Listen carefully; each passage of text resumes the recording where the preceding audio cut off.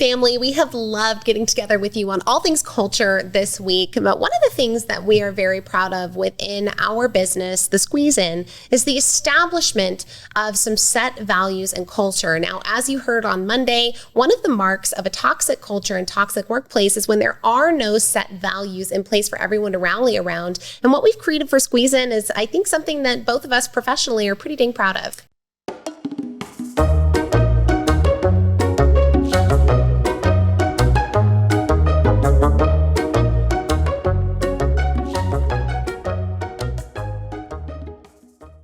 If you're hearing all this culture talk and want to be a part of a thriving, growing culture, we want to invite you to be a part of Squeeze In. Squeeze In Franchising offers you the chance to bring a culture and a vibe like Squeeze In to your community. You can make money, you can get time freedom for you and your family. We would love to have you as part of our Squeeze In family. Join us in the ownership team and go to squeezein.com/franchising.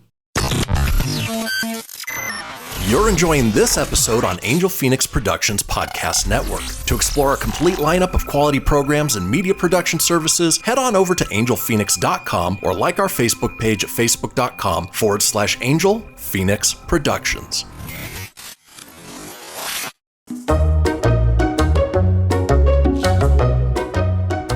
Our culture at Squeeze In started as a default culture, right? Like first we bought a very small breakfast business and our family infiltrated it, and it was mostly our family working it. And then it was just like this default culture. We inherited some, we infused what our family was, and then we grew to that point where we hit the turning point. We found John Maxwell. We started to bring in this a focus on leadership from a servant area, as well as a focus on culture building, which is what John talks about. What leaders need to do is build strong culture. And so we started to look at what do we need to do for culture and be more intentional about it instead of default culture. And one of the major things that we invested in at the Squeeze In was something we lovingly call Format, which is now celebrating its 10th year this year, which is amazing. And this is a little format where we bring all of our managers and leaders together for just a couple of days of learning and growth. We take them off property, out of the restaurants, usually up to Lake Tahoe, where we do some work stuff and we talk about culture things. And we do some fun stuff, some zip lines and tree climbing and that kind of stuff. And it's always just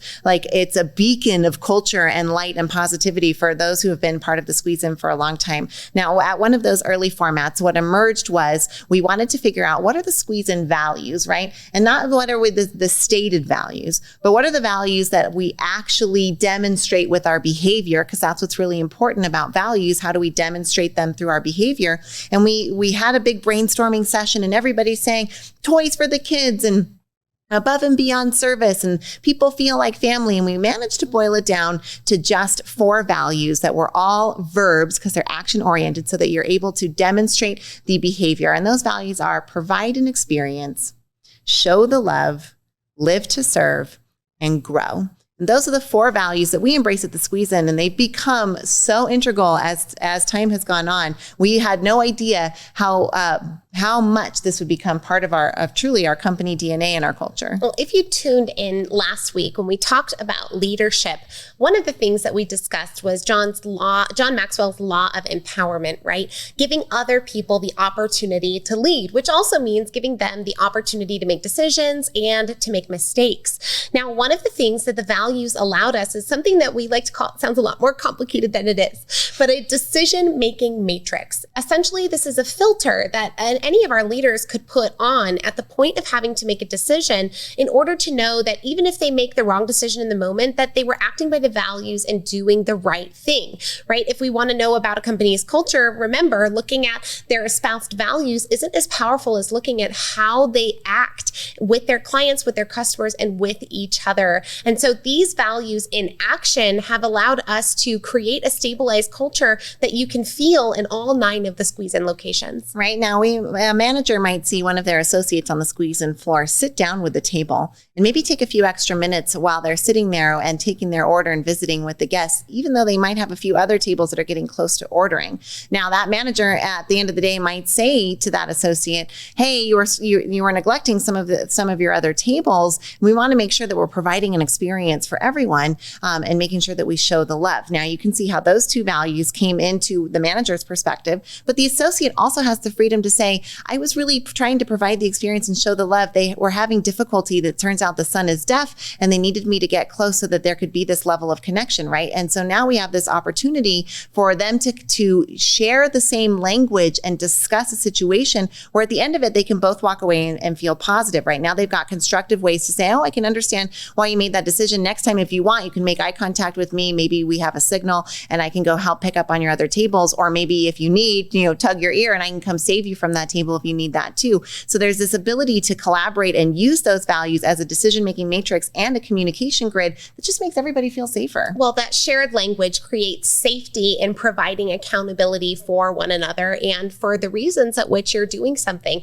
And as we've said, that safety is so important. I know I'm emotionally safe to do my job. I know I'm not going to get punished for making mistakes. And the demonstration and the implementation of these values have helped us tremendously. We would highly encourage you to do a values exercise of your own if you are an organizational or a team leader, and figure out what are the values that are demonstrated by your team and then codify them. Get them into some form of system where everyone can share the language and hold each other accountable while keeping each other experientially and emotionally safe.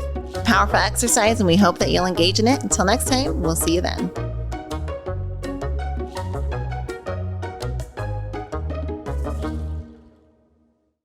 This podcast was a production of Angel Phoenix Productions. Explore more episodes of this show or other great shows on the Angel Phoenix Podcast Network by visiting angelphoenix.com. The views expressed in this show do not necessarily represent those of Angel Phoenix Productions or its advertisers, and may contain language that's unsuitable for younger listeners.